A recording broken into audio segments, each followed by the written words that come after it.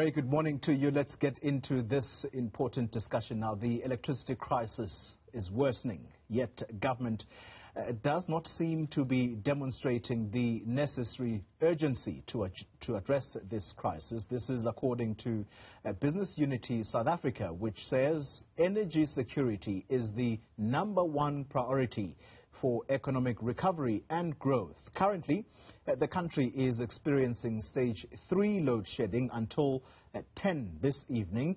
This has been attributed to further breakdowns at the Lungile Mashele and Tutuga power stations. Let's discuss this now, the effects and possible solutions of the power utility and the crisis it faces. I'm joined by BUSA CEO Cas Coovadia, energy economist Lungile Mashele, and energy commentator Dirk, who heads up the company QED Solutions. To all of you, thank you very much for making time to speak to us about this important subject. Can I just get your opening statements about whether you think the government should declare the energy crisis in the country as an emergency?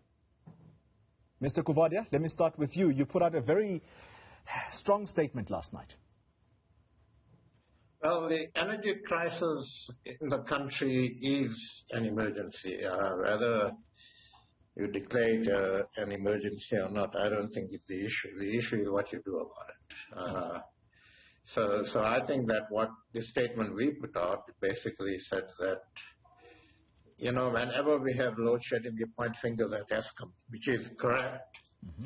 But the reality is that Eskom is not going to sort this out because they just have equipment and power stations and so on that are old and that are going to crash every now and then, and they can put sort of elastoplast over it. But that's not going to solve the problem. The problem, the real state of the emergency, is that we are not making any progress, real progress, towards bringing in different forms and different sources of energy into the system. And that's the emergency as far as we are concerned. Lungile Mashele, the real state of emergency is the electricity crisis in the country. Do you agree? Absolutely. We were in a crisis 13 years ago when this first emerged. At this point, it is reckless, and seemingly Eskom and government do not care. You've got rampant corruption even when we do try and procure. So it seems like it's only citizens of this country that realize how serious of a problem we are in. We have killed business in this country, we have killed our economy, and we're basically scraping by at this point. Dirk, you tell us that you're joining us from Oslo. That's in Norway, and I suppose there is no way of you being load-shedded during this conversation. What are your thoughts? Yes, so obviously we do have a crisis, and it is an emergency, but I tend to agree with what Cas and Lungile have said. It's about what we need to do right now. One of the things that we need to get away from, and Cas mentioned it, is that this is not a problem that can be solved tomorrow. It's a systemic problem, and what we have here are the results. And what we can't do is sort of say, well, what can we do to fix Eskom or fix the machines or have better maintenance and so on. Now, obviously, those are important. They're critical. But that's to solve our problems. These machines are old. They should have been, many of them should have been retired. The new builds have been a disaster. Yeah. And we really need to kind of look at this thing and not make this crisis reduce the way we look forward and say, okay, well, let's try and solve what we have today, because we are going to be doing that forever, instead of really looking at what the longer-term solutions are here. And the longer-term solutions actually require us to take some pain. And a lot of that looks at what we do with Eskom and how we as a country confront the problems that Eskom are in. There's no point in shouting at Eskom. If Eskom is too indebted, doesn't have enough funds, it's really stretching them. And it's not going to help to sort of throw up your arms and say, well, this and that hasn't been done. It's in a very tight corner. Because it's our electricity system, it puts us all in a tight corner. Dirk de Vos, your words sound much like those of Business Unity South Africa. Cas Coovadia, yesterday, just reading from your statement, you say Eskom's efforts are commendable but insufficient to ensure electricity security. Can I ask you a question? When we were told last year, when the entire economy shut down, that this would be an opportunity for Eskom to do some real maintenance that had been pushed back some many years ago, did you expect for us to be in the situation where we are now, where stage 4 was declared yesterday? What has been happening? Have you asked yourself that question? What in the world has been happening at Eskom since? Oh, well, look, I'm not surprised that we have the load shedding. And this is the point we've tried to make.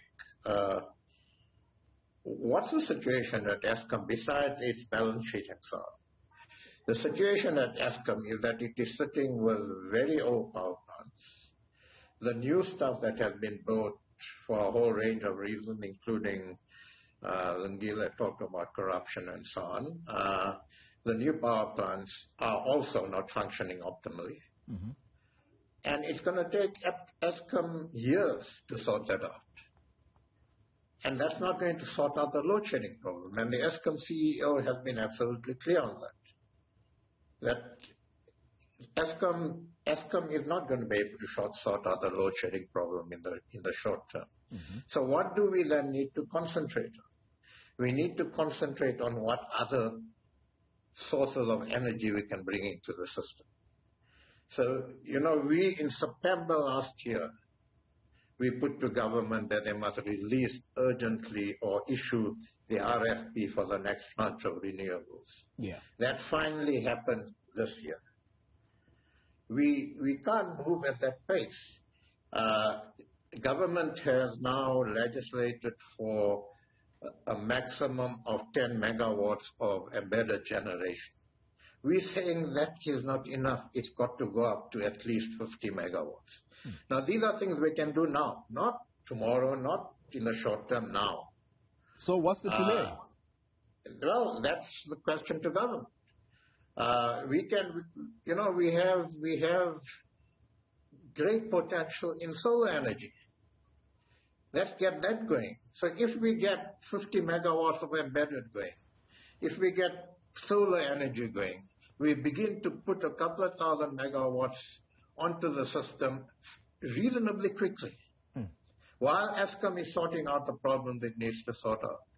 And that's the discussion we should be having. Why can't we bring alternative forms of energy onto the system quickly? Because that's the only thing that's going to actually move us along the line of stopping the load shedding. All right. Reducing the load shedding. Alternative forms of emergency power be brought onto the grid fairly quickly. Lungile Mashele, who is Cas Coovadia directing, or who should he be directing this message to? This message is directed squarely at the DMRE. They are the only people in this country who have policies and plan and procure energy for this country. They have delayed. There is no sense of rushing things along. I don't think that they appreciate the severity of the situation that we're in. And Cas is very right, highlighting that what we need is that license removal of the 50 megawatts. Let's move all the way to 50. Personally, if I could, I'd say even more, maybe even 100. But we desperately need power in. There was a study done by Meridian who basically said that you can add up to 5,000 megawatts just from embedded generation alone.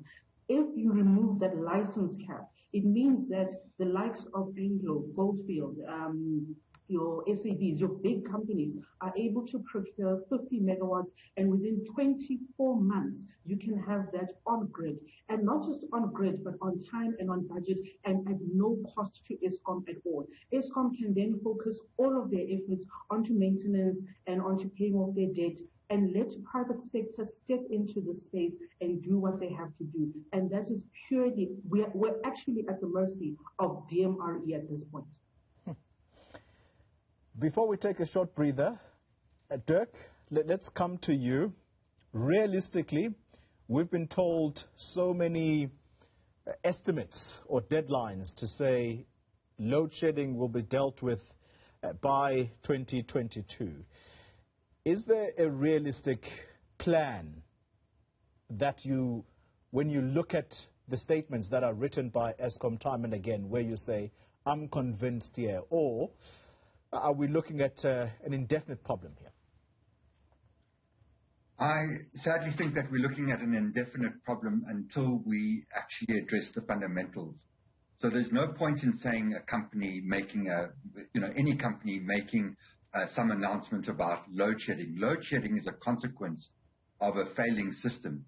Unless you deal with those systems at the root, you are not going to be able to simply sort of make an announcement on by this date, because the load shedding is a consequence. It's not something that just sort of happens, because they've decided it. It is a consequence of failing to deal with what needs to be done, and it has to be dealt with.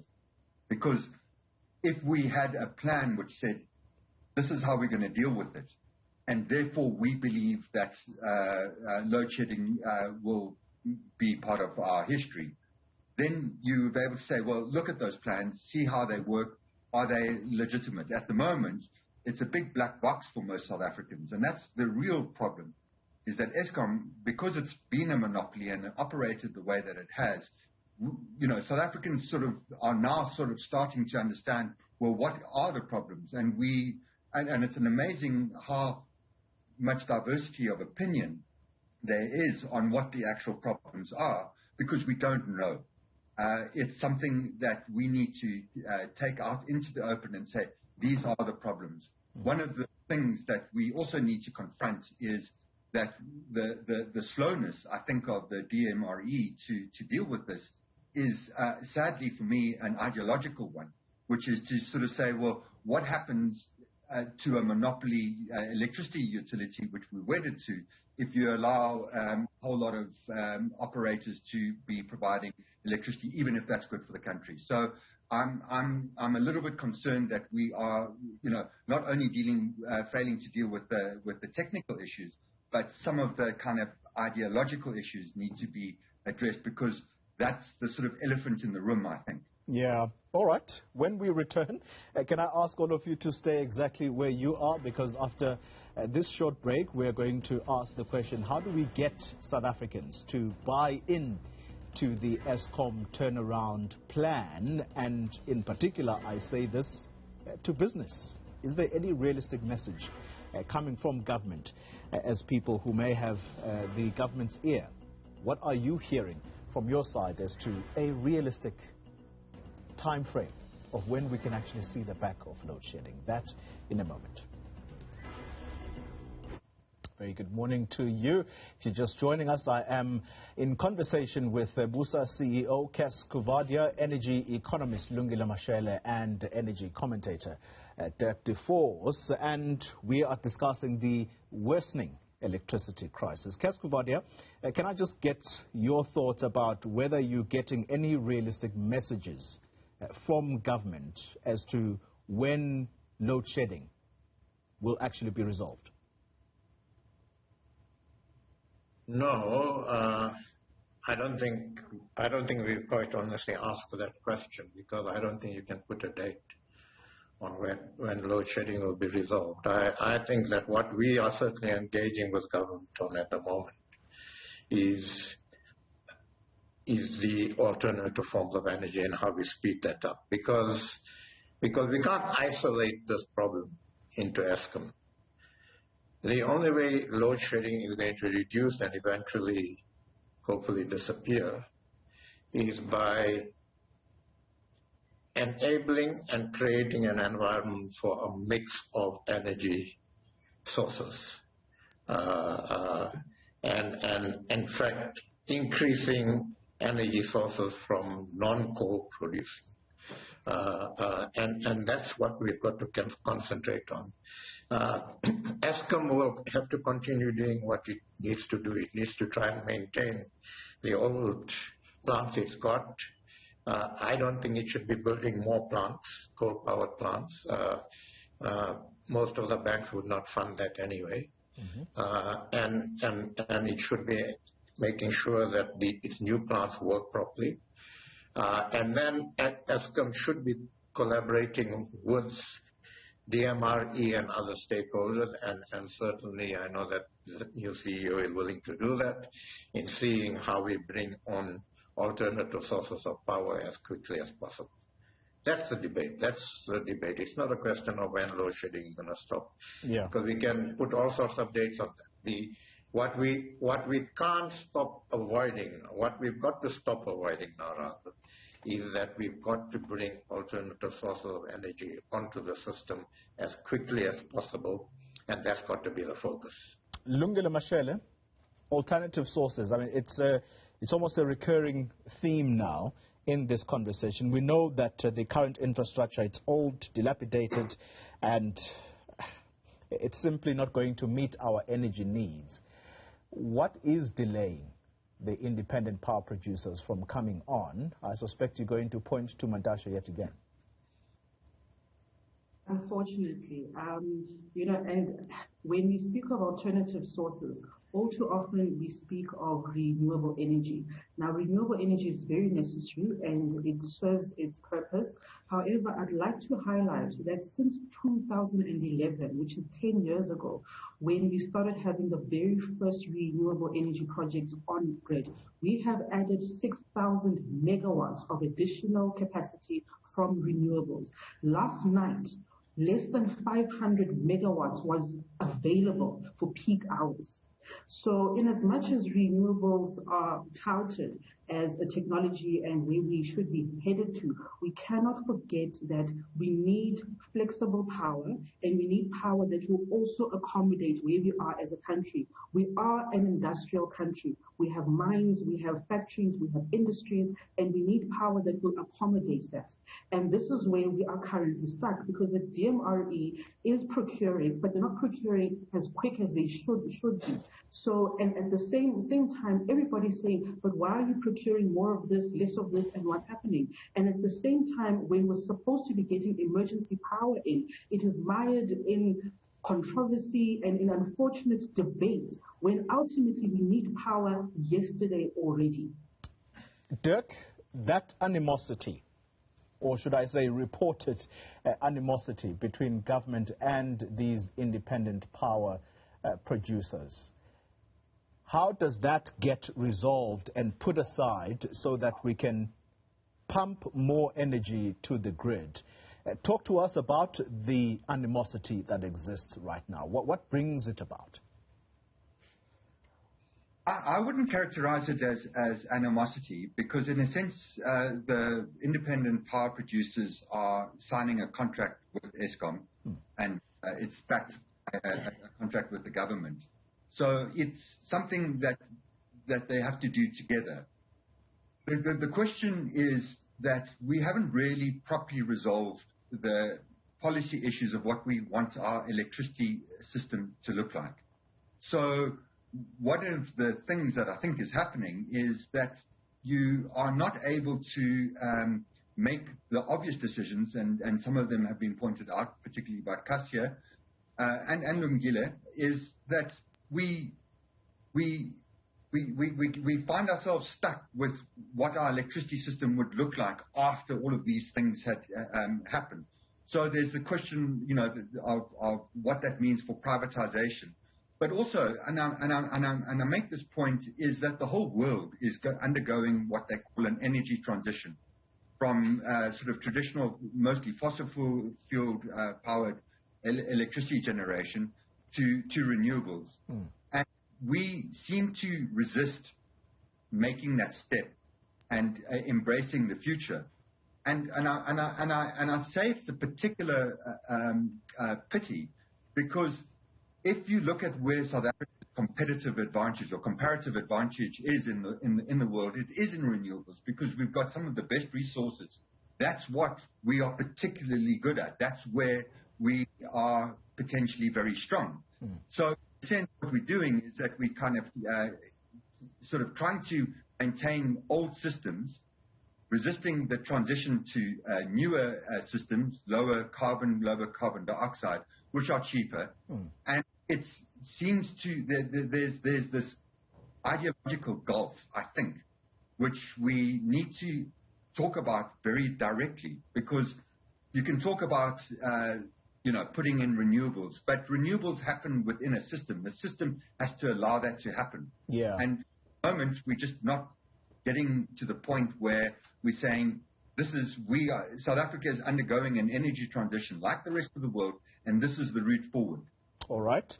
Final thoughts from you, Cas Coovadia, and very quickly, Lungile Mashele. At what point do we start talking about the leadership of Andre de Ruyter?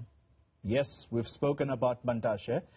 The president perhaps is better placed to talk to us about how much longer he's going to deal with a minister who is clearly frustrating everyone.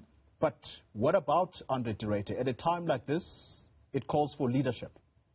When do we talk about I heard an interview that Judge Dennis Davis did with Andre de Ruyter, I think 2 nights ago. And Andre de Ruyter, in my view, was pretty frank.